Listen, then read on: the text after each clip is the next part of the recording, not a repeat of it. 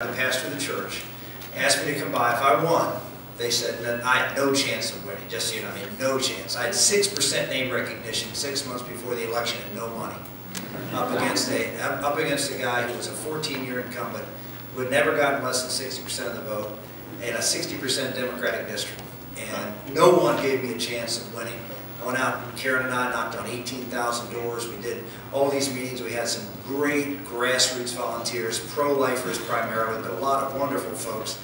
And he said, but you got to come and come to the church. We'll pray for you and all this sort of good stuff. And I said, fine. And I'll never forget, I'm walking into the church and a little girl standing there.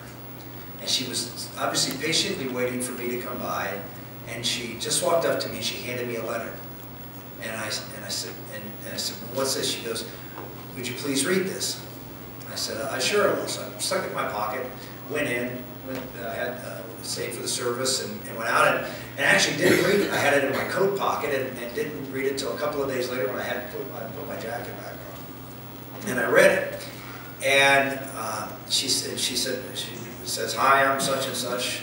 She says, you don't know me, but you met, she says, you were knocking on doors one day. And I remember doing this. I remember knocking on doors one day and on such and such Parker Lane somewhere in the North Hills of Pittsburgh. And I remember it very well. I was knocking on a door, and it's one of these things that just reminded me. We're knocking on the door, and I could hear some noise inside, but I didn't know who it was, and didn't know what it was. I kept knocking and I heard the noise, knew someone was in there, and I finally heard that it was the man. Someone was saying, "Come in." And so I opened the door, and there it was. I looked back down this long hallway, and there was a man in a wheelchair sitting in his kitchen. And I went up to him and said hello to him, and he asked me to sit down and chat with him. Well, you know, when you're knocking on doors, you don't sit and chat. I mean, you got to keep moving. But I thought, well, you know, he was obviously by himself, living in the home by himself. And I sat and chatted with him for a few minutes. We had a wonderful little conversation. I left. Well, this is what the letter said. She goes, you remember knocking on this door? She says, that was my grandfather.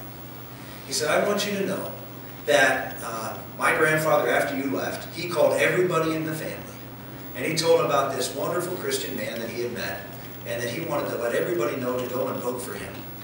He said, she went on and said, he found out just a few weeks before the election that he was very sick, and they asked him to go to the hospital, but he refused to go because he had promised to vote for you.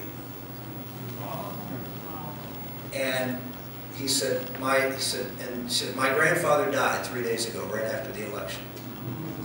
He said he wanted me to pass on to you. He said that God has great things in store for you if you are faithful to Him. And she handed me that letter. I kept that letter in my desk for my entire 16 years of public life. And I share that with you because you are leaders of God's community here. And it's real important for you to obviously pray for people, but take those opportunities, those little things.